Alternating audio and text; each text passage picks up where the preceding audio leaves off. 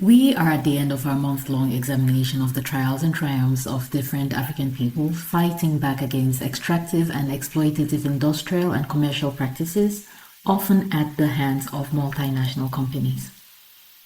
In the first episode, we discussed Kenya's Chonyi people's successful bid to preserve their land and the caves to which they go to commune with their ancestors. We also discussed the cultural beliefs and folklore that underpin relationships and practices of artisanal fishing communities on Ghana's Atlantic coast.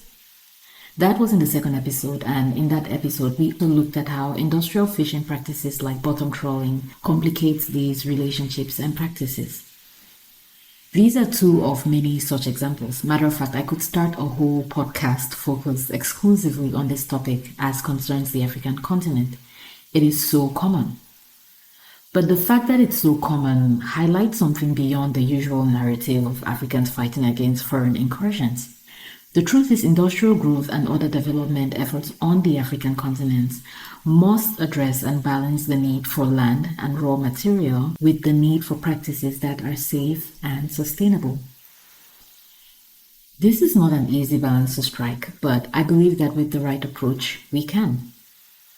Stories, the ideas they communicate, and the relationships they describe, invite and nurture are incredibly powerful tools in this regard. So in this week's episode of the Mythological Africans podcast, we'll examine the stories the Maasai of East Africa tell of their land and examine what these stories reveal about their relationship with the land they call home. Hello, friends, and welcome to the Mythological Africans podcast, where we read and talk about stories from African mythology and folklore.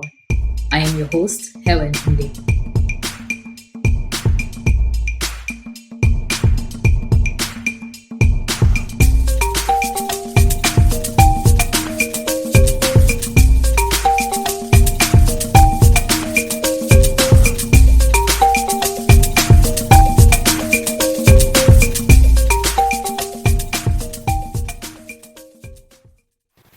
The Maasai are an East African people found mainly in Kenya and Tanzania.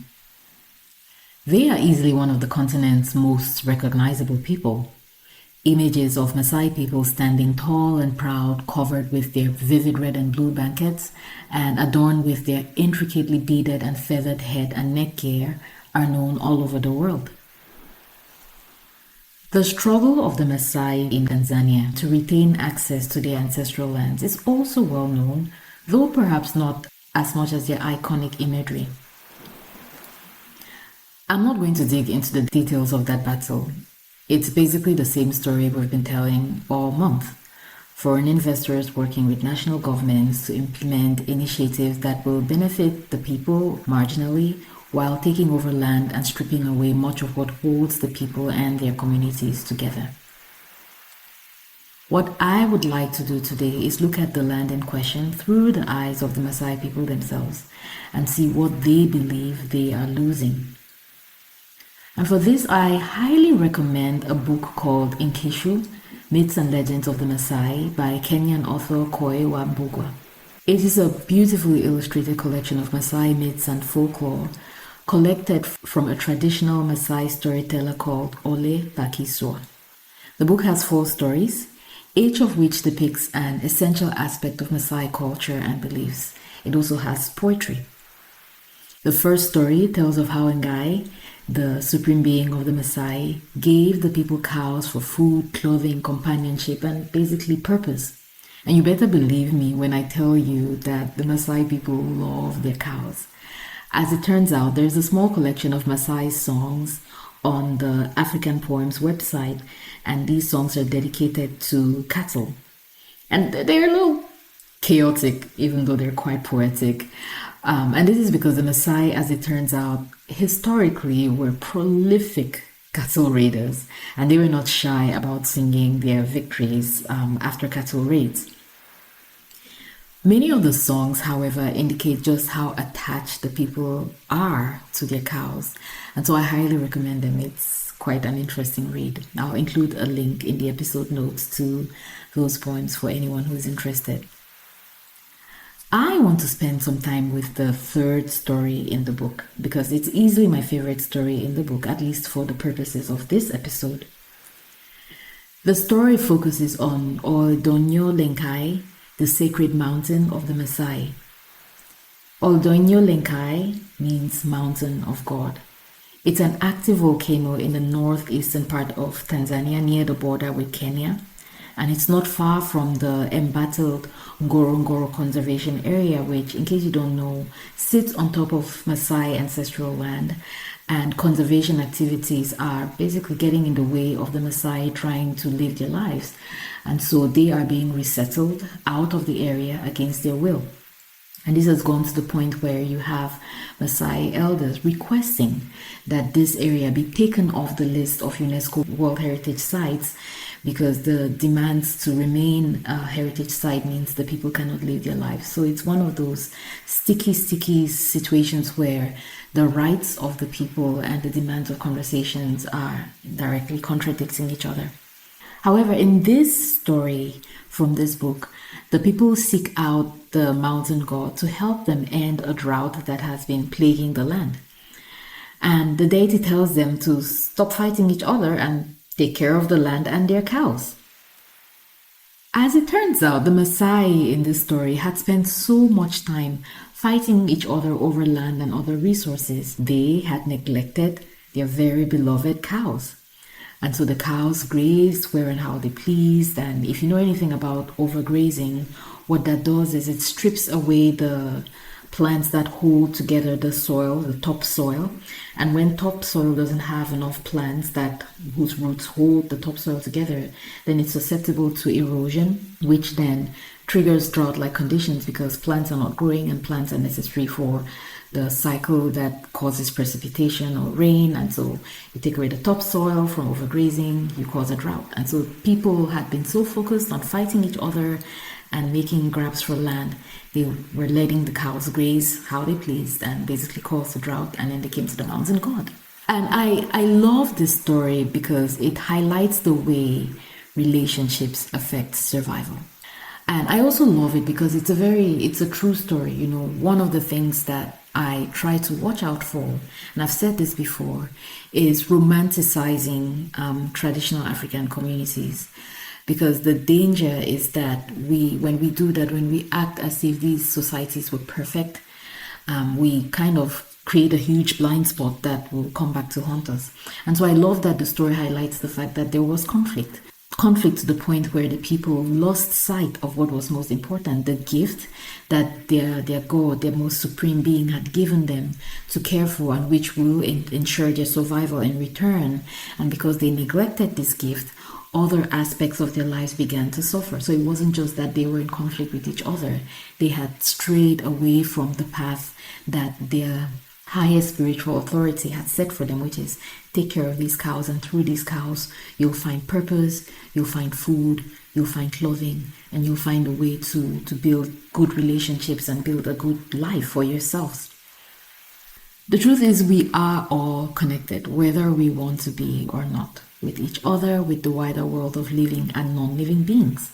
And the quality of our relationships within this connection, the ones we nurture, the ones we prioritize, the ones we ignore, the ones we take for granted, the ones we abuse, they all impact our well-being. And something that concerns me and basically inspired this year-long foray into land-based myths and folklore from the African continent is that the demands of modern life tears an increasingly large number of humans, basically not just on the African continent, out of nature's embrace. And this is fundamentally changing the relationship that we have with the land around us and the environment that we live in. For the most part, we start seeing these things more as resources than anything else. I remember about 10 years ago flying into Madagascar for work.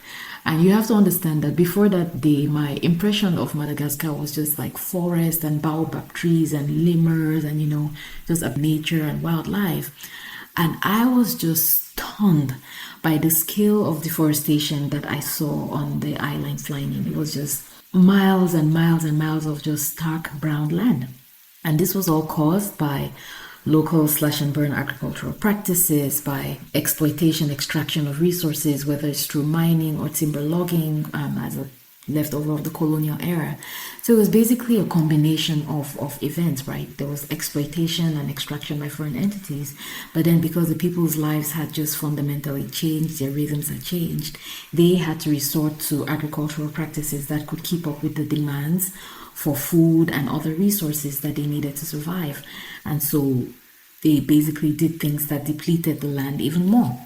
And elsewhere on the African continent, this shows up as increasing rates of rural-urban migration. That is where people leave rural areas, going to urban areas seeking better opportunities, essentially leaving behind the land on which their families worked and took care of, leaving that land behind to be taken over by entities that may not have the most sustainable practices. And so you have that, but then there's also the transformation of economic processes from small to larger scale and highly industrialized ventures, which, if not monitored closely, will prioritize profit and production over all considerations.